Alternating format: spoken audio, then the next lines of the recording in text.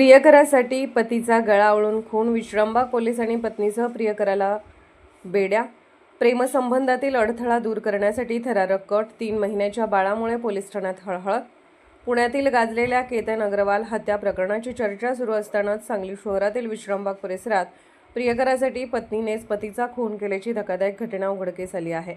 या प्रकरणी विश्रामबाग पोलिसांनी मृताची पत्नी पल्लवी आनंद सर्जे वय 22 आणि तिचा प्रियकर दीपक आजमाने वय 21 यांना अटक केली असून या थरारक गुन्ह्याचा शिताफीने उलगडा केला आहे.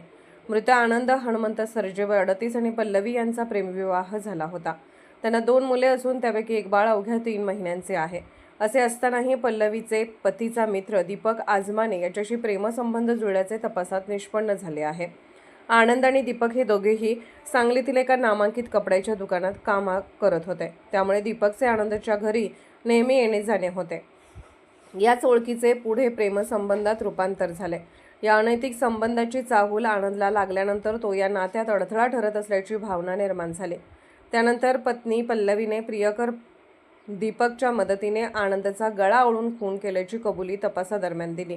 घटनेनंतर पल्लवीने सुरुवातीला पतीचा मृत्यू नैसर्गिक झाल्याचा बनाव करत पोलिसांची दिशाभूल करण्याचा प्रयत्न केला. मात्र विश्रामबाग पोलिसांनी कसून चौकशी करताच तिची भूमिका संशयास्पद ठरली आणि अखेर तिने गुन्ह्याची कबुली दिली. या प्रकरणातील सर्वाधिक हृदयद्रावक बाब म्हणजे आरोपी पल्लवीच्या कुशीत अवघ्या 3 महिन्याचे बाळ आहे.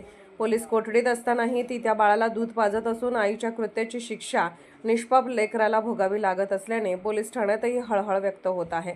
या खून प्रकरणाचा उलगडा विश्रामबाग पोलिसांनी अत्यंत कौशल्याने केला असून पुढील तपास पोलीस निरीक्षक सुधीर भालेराव यांच्या मार्गदर्शनाखाली सुरू आहे. पोलीस ऑफ इंडिया न्यूज चॅनलला लाईक करा, शेअर करा आणि सबस्क्राईब करा.